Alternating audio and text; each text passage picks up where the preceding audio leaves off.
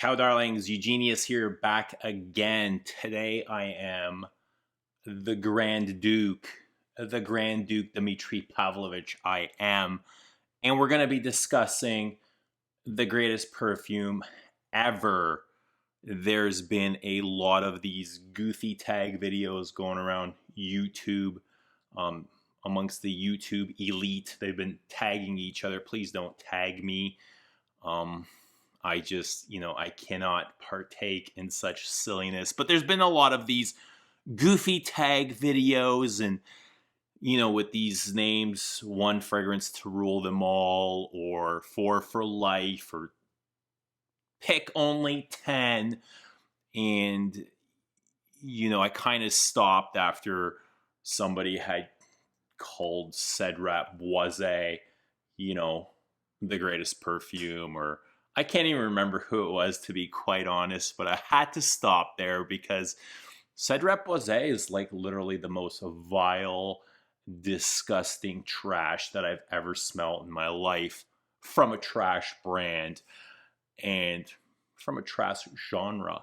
They only make trashy perfumes. But regardless, I can't really find myself investing time in watching YouTube reviews as much as I used to. I used to enjoy them a whole lot more, but that's gone. Like, I don't even, there's just become so many reviewers lately, and it seems like the more reviewers, the worse, the worse the community gets. It was so much more enjoyable when there was less people.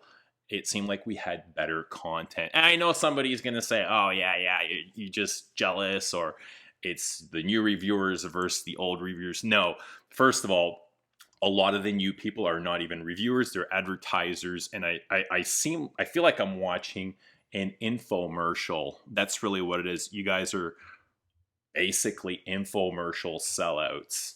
And I can say that with authority. But, so I can't really find myself scavenging through these videos. But if you are one of my viewers, I've got some of the best viewers on YouTube. And if you happen to be watching, a lot of those tag videos, please comment, down below what some of these perfumes were. Like, what were these four for lives? And please, let me know what were some of the dumbest that you found, because I'm really, really curious, because I'd like to investigate this and lean into this a little bit further just to see what we can come up with. But I did get a wonderful shout out from my friend, the guru, Mark Robes. Thank you, Mark Robes, for your Instagram post the other day. He just kind of shot out like some of his favorite channels and channels that he enjoys and appreciates, and mine was one of them. Amongst, there was some other really good channels on there. So I'm really happy that Mark sees myself. I think he named Christo as well amongst some of his favorite reviewers. It means a lot because I really do admire Mark. I love his channel, and I've watched him from, since the very beginning. I've been here for a long time, actually.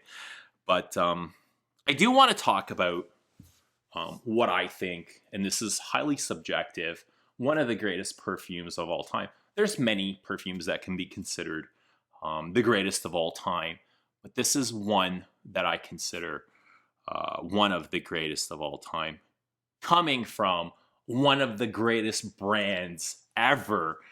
There's actually only, in my 10 years, I've been wearing perfume since probably I was 14, but 10 years hardcore and obsessed. In the 10 years, I've only really found only two brands are worthy of my time, my money, and my praise. And that is, as you all know, Chanel and Guerlain. And, if you want to go a little bit further, I'd throw Hermes. And if you wanted to go a little bit nichey, I'd say even Frederic Malle. And, the rest for me is just disposable. I've really cut down on my purchasing, which has been a lot easier to do than I thought. And really lost a lot of passion for purchasing just because I've really opened up my eyes to what is out there. And, 95% of perfumes coming out are pure, vile trash, and they mean nothing. They're basically fillers, and what they're filling are department store shelves. They are filling, the perfumer's pockets or the brand's pockets, and they're just kind of filling our minds with utter nonsense and garbage. So, but like I said, I'm just gonna stick to Chanel and Guerlain, the only two brands for me worth talking about, worth giving praise to, and the greatest perfume coming from one of the greatest brands. I know my Guerlainophiles might give me a little bit of backlash on that, but don't fret. I'm not turning my back on Guerlain quite yet.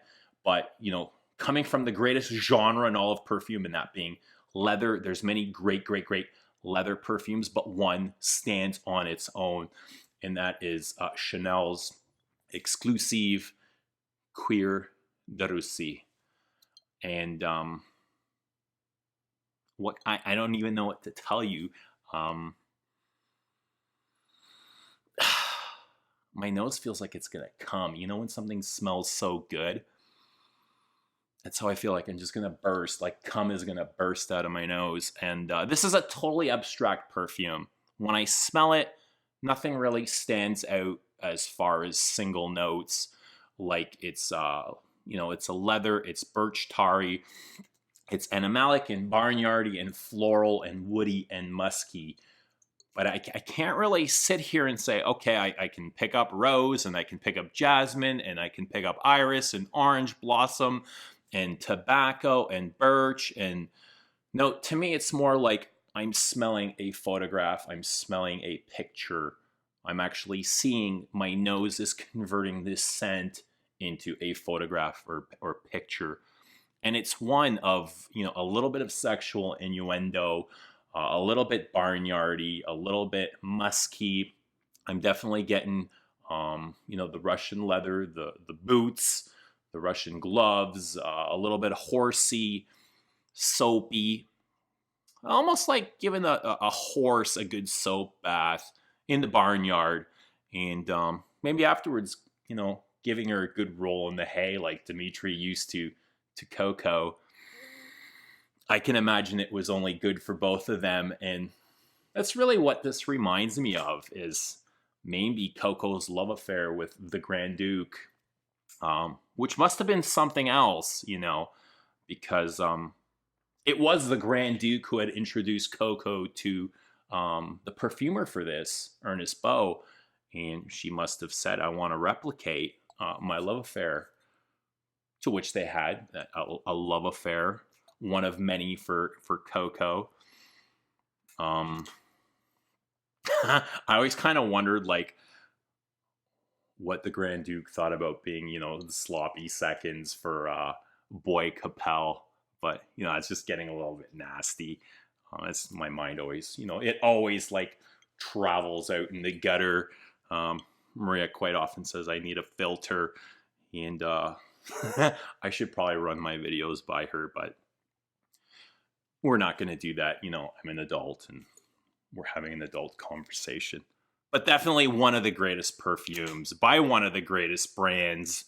I was saying earlier, Guerlain, and if you want to take it a little bit further, I'd say Hermes. Can't really say much about Dior these days. They're absolute like nonsense what they're releasing, utter garbage, trash. Buying a Dior today is almost like having dinner at the hardware store. Why would you, when there's so many better options? Dior's become a joke brand, and they have been since 2005, let's say. So it's about 15 years since they've released anything worthwhile. Their private line has gone to complete shit. It's very unpraiseworthy. I cannot say a whole lot about Dior's recent releases. I don't even know if I can call it fine French perfume anymore. Sausage is a complete joke. It's childish. And again, I see some of these YouTube reviewers calling it, it's fantastic and it's so many compliments and compliment worthy. And I'm like, dude, if that's what you're worried about, you got bigger issues. I can't even take stuff like that serious. Compliments. If you need to wear perfume for compliments, you're a loser. Yeah. So Dior's done. I think they are officially done. It's, wearing sausage is like wearing Windex, shower gel, just like laundry detergent. It's really just basic bro stuff. It's for the bros. It's for the high school crowd. I can't imagine any mature man over the age of, I don't know, let's say 25. I would actually consider it 20, but for, the majority's sake, let's say 25. I couldn't imagine anyone seriously wearing Sauvage and thinking, they smell unique or anything but generic, because that's all it really is.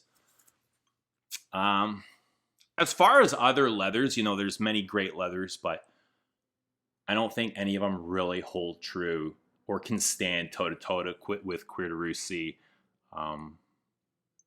It's just what it is, in my 10 years of wearing perfume every single day, 24 hours a day. I've never come across anything like this. It's just purely angelic. Like when I'm wearing this, there's a little bit of tobacco in here, a little bit of hay. It's dry, it's chalky, and it's just angelic. It's skanky, and there's some dirtiness. It's sophisticated. It's grown up.